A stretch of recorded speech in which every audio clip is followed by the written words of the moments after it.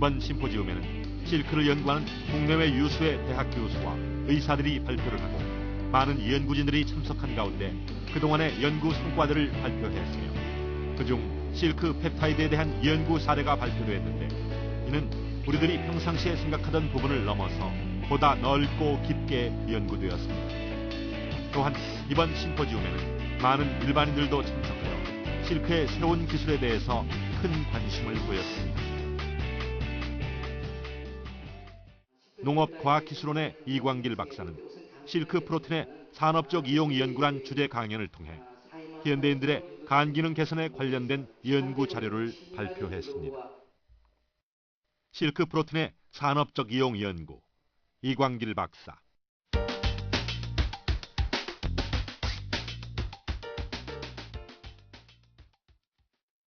유사한 성적을 얻을 수 있어 간 기능 개선 효과에 상당히 있다는 것을 확인을 하고, 그런 간과 관계되는 것은 알코올성 분해 활성과 연결이 있기 때문에 그 알코올에 대한 활성 효과를 대해서 디텍트를 했습니다. 그렇게 하다 보니까 상당히 어떤 그 프랙션에서 한 40%까지도 그러한 알코올 분해 활성을 촉진시키는 그 요인이 있는 것으로서 실크 단백질은 숙취 해소에 도움이 될 것이다, 이렇게 생각을 합니다. 실크 단백질도 누에 그 분말과 마찬가지로 혈당량을 저하시키는 효과가 인정되었기 때문에 지금 학교라든지 어떤 연구소에서 많은 임상 실험이 진행됩니다. 노화와 관련돼서 자유라디칼이 세포와 조직 간에 있어서 자유라디칼을 독성을 억제시켜주는 그런 역할을 해야 되기 때문에 이런 역할 또한 실크 단백질은 상당히 우리가 일반적으로 이용되고 있는 비타민 C의 부여가 되게 했을 때 상당히 근접하는 좋은 효과가 있는 것으로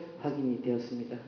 실크 단백질을 섭취한 동물은 콜레스테롤 증가량이 한 40%까지도 다운시킬 수 있기 때문에 혈관계 질병 개선에 상당히 효과가 있을 거라고 생각을 하고 연구를 계속 추진하고 있습니다. 우리 실크 분말을 였을 때 상당히 30%근 40%에 가까운 개선 효과가 인지되었습니다. 그래서 이렇게 실크 펩타이드를 이용함으로써 상당히 많은 인지기능 개선 효과가 확인이 되고, 또 그러한 효과 때문에도 많이 앞으로 활발하게 연구가 추진되리라고 생각합니다.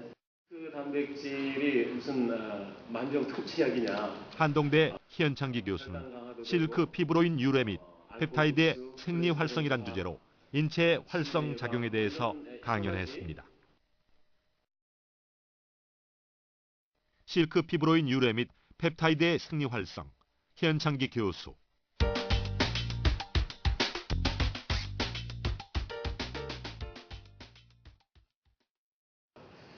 이게 펩타이드이기 때문에 프로틴이 이제 아미노산 시퀀스가 있지 않습니까? 그래서 굉장히 다양한 그 아미노산 서열에 따라서 우리 펩타이드 소재들이 나타낼 수 있는 그 생리 활성이 굉장히 다양해질 수 있습니다. 분명한 것은 마치 정말 만병통치약이라고 부를 수 있을 정도로 그 아미노산 순서에 따라서 어떤 경우에는 이런 아미노산 시퀀스가 작용을 하게 되고 어떤 경우에는 다른 시퀀스가 작용하면서 여러 가지 활성을 보이고 있는 것이 아닌가, 그런 생각을 해보게 됐습니다. 그래서 맨 처음에 암 예방 활성이라고 이름을 붙였습니다만 사실 직접적으로 연결이 되기 위해서는 더 많은 그 실험 데이터들이 보완이 돼야 되겠지만, 아시다시피 이제 배식 세포가 이 나이트릭 옥사이드라든지 TNF 알파라든지 또는 인터루킨 1이라든지 이런 그 사이토카인들을 만들면서 그 침입한 박테리아라든지 아니면 자기 몸속에서 발생된 암세포들을 죽이는 그런 작용이 있습니다. 그래서 항감염 작용 그리고 항암 작용을 얘기할 때 이 마크로파지가 내는 NO가 생성이 얼마나 되느냐, 그런 것을 기준으로 삼고 있습니다. 수컷과 암컷에서 완전히 다른 형상을 나타내고 있습니다. 그래서 특히 수컷에서는 별 차이가 없습니다만은 이 체중 감소량이 조금 늘어났습니다만 유의성이 없고요. 근데 암컷에서는 체중 감소량이 굉장히 많이 증가해서, 근데 이제 3%는 또 그 농도에 따라서 증가하지 않는 그런 현상인데, 어쨌든 보니까 비만 컨트롤 그 마우스보다는 훨씬 늘어나 유의적으로 그 체중 감량이 많이 일어난 그런 상태를 보여줬습니다. 저는 그 STG, 스트레프토토신으로 그 당뇨를 유발시킨, 얘는 그 췌장이 파괴가 됐기 때문에 인슐린 분비가 잘 되지 않는 1형 당뇨 모델이라고 할 수 있겠습니다. 근데 DBBB는 제 2형 당뇨 모델이죠. 이제 유전적으로 이제 모디파이 시키는 상태이기 때문에. 그래서 이 두 개에서 비교했을 때 오히려 제 1형 당뇨 모델주에서 오히려 혈당 강화 효과가 나타남으로써 이 인슐린 그 작용을 갖다가 촉진시켜주는 작용보다는 그 인슐린 분비를 촉진시켜주는 작용 쪽에 효과가 있는 것으로 이제 결론을 맺게 됐습니다. 근데 실급 펩티드 첨가빵의 혈청 기질에 미치는 영향입니다. 실크 펩타이드 첨가빵의 품질 특성 및 기능성. 김영호 교수.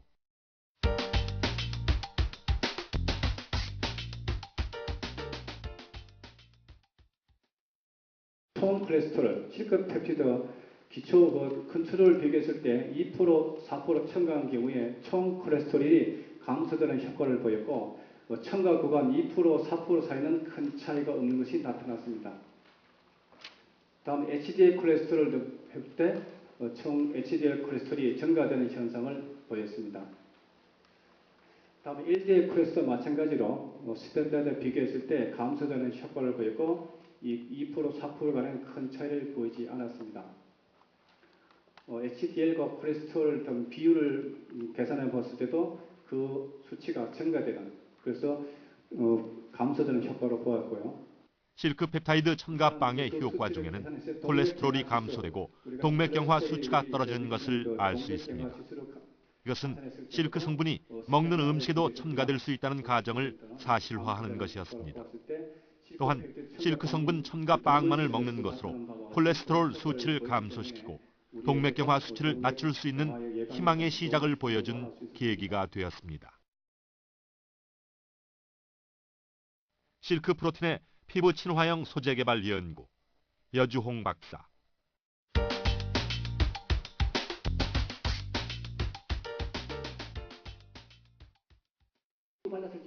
농업과학기술원의 여주홍 박사는 실크 프로틴을 피부 친화형 소재로 이용할 수 있는 방법을 연구했습니다. 피부 주름이 보이고 있습니다.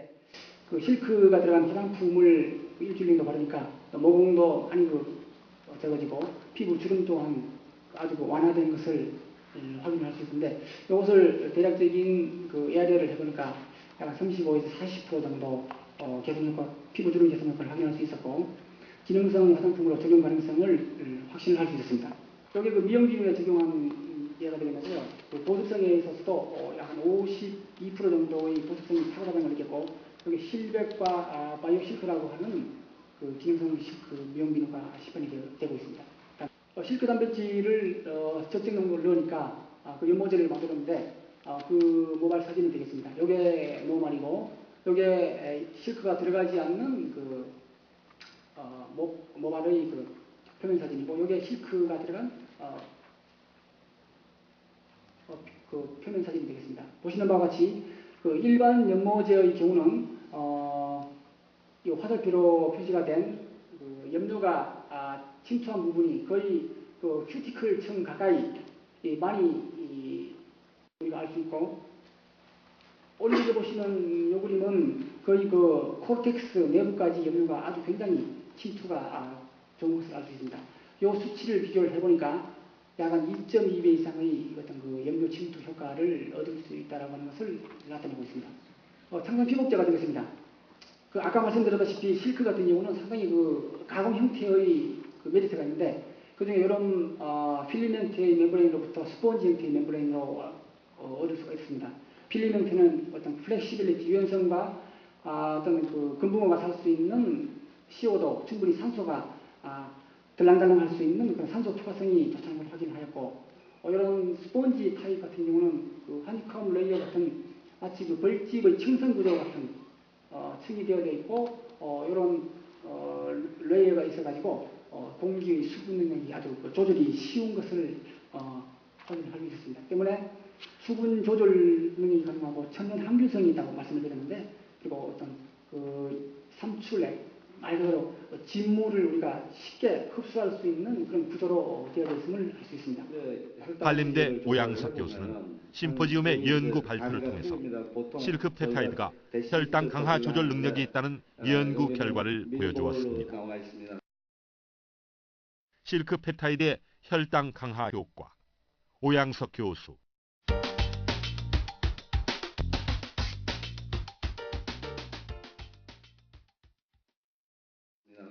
요 정도가 되면 한 350 정도가 됩니다. 근데 쭉 올라가서 파이브로인을 안 준 것들은 한 600 정도까지 혈당치가 계속 올라갑니다. 근데 파이브로인을 쭉 주면은 한 6주 정도의 정상치로 이제 돌아오게 되고요. 그 다음에 뭐 실험하는 사람은 이제 좀 악랄해서 이제 6주가 줘서 정상치로 돌아왔으면은 그 다음에 파이브로인을 끊으면 어떻게 되냐 그래서 다시 끊어봤습니다. 그래서 끊어봤더니 다시 리바운드가 돼서 혈당치가 이제 다시 올라갑니다. 혈당치가 다시 올라가고 그 다음에 다시 주면은 이렇게 내려가는 속도가 처음보다는 굉장히 빨리 이게 내려가게 됩니다. 그 다음에 이 혈당치보다도 당뇨에서 가장 중요한 것은 HbA1c를 재는 게 가장 좋습니다. 그래서 요거는 그냥 금방 하루 만에 이렇게 혈당치가 변해갈 수도 있는데 HbA1c는 쭉 장기간에 걸쳐서 변해가는 거기 때문에 HbA1c를 조사를 합니다. 그래서 조사를 해보면은 당뇨병진은 이렇게 HbA1c가 1 정도, 완전히 당뇨병 환자에서도 한 11 정도, 11, 12 정도가 심한 환자입니다. 이렇게 올라가 있는데 이 실크 파이브로인을 6주를 줬을 경우에는 한 7 정도로 이렇게 떨어지는 결과를 보였습니다. 그래서 조직학적으로 이렇게 보면은 이게 정상적인 조직인데요. 이게 베타셀인데 인슐린 셀인데요. 여기서 이제 이렇게 꽉 전부 차 있죠. 근데 당뇨병이 생기면은 이 염색된 것들이 전부 없어져서 거의 이제 없어지는 상태가 됩니다. 근데 파이브로인을 주고 6주가 지난 다음에 보면은 이게 다시 회복돼 있는 것을 알 수가 있습니다. 그다음에 글루카곤은 원래가 이제 주변부에 이렇게 분포를 하게 되는데 이 베타셀이 망가지면은 이게 안으로 함몰이 되면서 또 이 당뇨가 심해지면은 글루카곤 셀들이 좀 늘어납니다. 그래서 이제 이런 상태가 되는데 파이브로인을 6주를 주고 난 다음에는 다시 조직이 정상적으로 회복되고 이게 바깥으로 지금 밀려나가는 것을 알 수가 있습니다. 다음. 그래서 이제 자 그럼 이게 원래 있던 베타셀이 회복이 되는 거냐 그렇지 않으면은 새로운 베타셀들이 만들어지는 거냐를 이제 한번 조사를 해보니까 그래서 췌장에 그 베타셀이 만들어지는 것은 그 덕트 주변부부터 그게 생기기 시작을 합니다. 그래서 덕트 주변부를 잘라보니까 덕트 주변부에 새로운 이렇게 조직들이 인슐린 세포들이 생겨나는 것을 발견을 했고요. 400배로 이렇게 찍어보면은 정상적으로 기능을 할 정도로 이렇게 베타셀들이 쫙 자라나는 것을 알 수가 있습니다. 다음. 그리고 이제 그 전자생명을 보면서 시크릿 그래뉴얼들이 어떻게 되냐 하는 것을 봤는데 이렇게 시크릿 그래뉴얼들이 이렇게 정상에서는 이렇게 쫙 다 잘 존재를 하고 시크릿을 하고 있습니다. 그런데 당뇨병이 되면은 이런 시크릿 그래뉴얼들이 다 없어져 버립니다. 우리는 심포지움을 통해서 실크가 단순한 의류의 소재에서 벗어나서 우리 인류에게 매우 유용한 소재이며 앞으로 그 발전 가능성이 크다는 것을 알 수가 있었습니다. 심포지움을